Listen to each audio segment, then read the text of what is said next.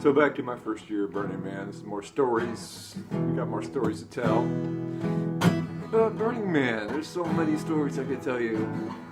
I could go on all day, and there's a lot of background. For the event that I should have tell you at some point. Only like a million things that are important and relevant context. That put all these things in context and relevance.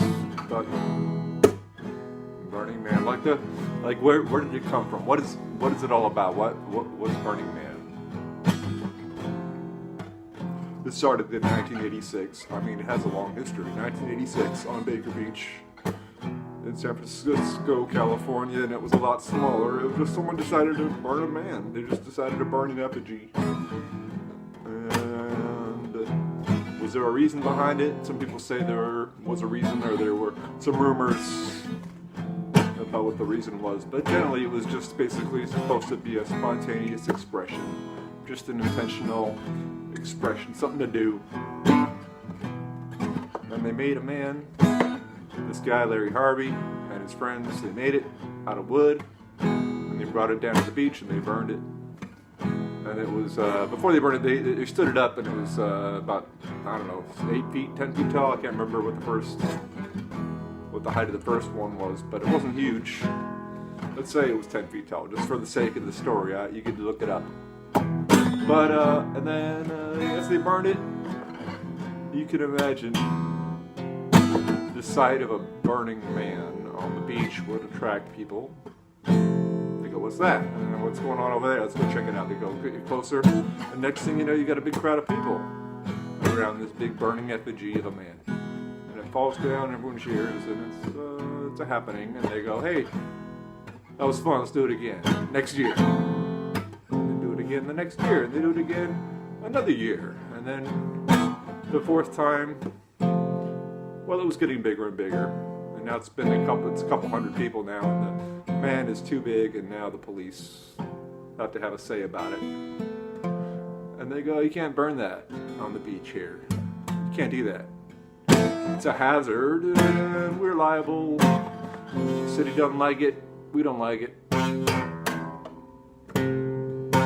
Police always got to get involved. Anyway, so long story short, they packed up the man. They didn't know where they were going to go and burn it, but some of the participants at that time were members of a group called the Cacophony Society.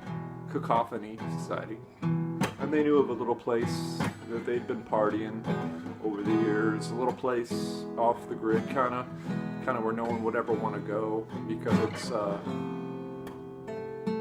in the summer, a dry lake bed. It's just a wasteland, basically. It's like what you would imagine, a wasteland, like a Mad Max kind of a scenario.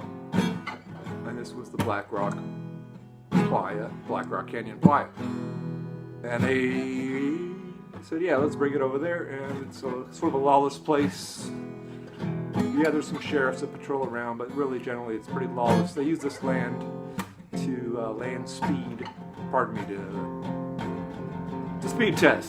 tests vehicles when they want to see how fast they can make a vehicle go. So, because it's not going to hit anything, it's nice and flat land. So that's where they had the Burning Man. The first one, 1990, as I recall, as I'm pretty sure. I might be fudging the numbers a little bit, but you can look at the official story, and there's a lot of historians that get it right. I'm not going to give them a plug right now, but just check it out. There's a book about it. Anyway, my first year, well, like 1990, brought it out to the man, and then it was still such an underground event, such an unknown kind of a thing. Only a few hundred people went. And then at some point, like 1995, is when the Wired article came out. Wired magazine had an article about Burning Man. It was the first kind of big publication about it. And even before that, Burning Man was sort of a phenomenon of Silicon Valley. sort of that kind of money involved. But then after the Wired article, it really was that. It really got taken over by Silicon Valley money, and God bless them, because it's what kind of made the event what it is, kind of that rave culture and the large-scale art culture. There was already large-scale art, like the man itself would qualify, but started bringing out big light projects, big, amazing interactive art projects, amazing things that could hardly be described, but I will try to describe them. So my first year, 2004, it was already pretty big, and I'd already heard something about it. Not much. I didn't know much about it. I had many misconceptions, but 2004 was also the first year when they implemented the 10 principles. And what is that? Well, before that, it was there were sort of these unspoken principles within the culture, sort of this ethos of the participants that didn't need to be enforced, didn't need to really be stated, because they were sort of went without saying. Things like participation. If you saw something going on and it's interesting and it's fun, it's a piece of art, it's a piece of performance, you're invited to participate. You are expected to participate.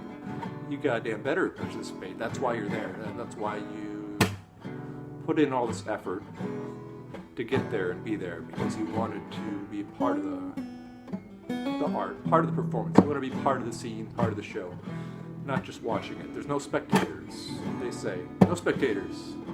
And of course there are spectators, and you got to decide what it is you're going to participate in, because there's too many things. You can't participate in every single thing. But in general, you are asked, expected, pleaded with to participate and give your energy into the whole. So that's one thing. But my first year, 2004, they formalized these principles, the ethos, into 10 principles. And of course, it's got to be 10, because people like, and there's a number of things, and they go, oh, there's 10 of them. Okay, we got 10. Nice round number. I won't talk about them all right now, but like leave no trace, that's one of them. Sort of cleaning up. Don't leave the trace at the trash. I like that one. And then gifting is another one. Like give gifts. Don't just sell stuff out there. Don't sell. Decommodification. Radical self-expression. Wear whatever the heck you want. Don't wear anything if you want. Do whatever you want. Wear, express, show up as just whoever you like. Be a character, be a clown, whatever. Just so no one gets hurt. And there's other principles. Radical self-reliance. Try to not die. Try not to rely on other people to save your life. Be reliant radically. And radical inclusion. Try to include everybody. Don't just make a thing just for your folks or your family. Make it for everybody if you can, to the extent that such a thing would be possible. Try to do that. And there's principles, but I remember my first year again. I was brought up by people that had already gone, and they didn't have these principles before 2004, so they were like, what?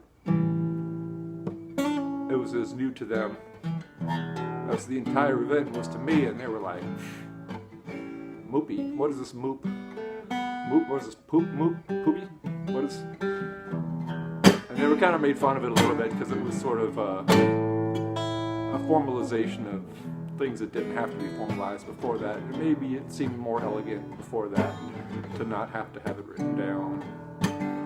Because after you write it down, then people jump on it and they have to litigate it, and they have to try to break it apart and try to sneak around the rules or enforce them on others, and this thing and that thing, and it just becomes a big plastic castle. And but anyway, it's still good. I like the principles. I like some of them. I know I'm trying to make it all about that. There's so much more to the event than that.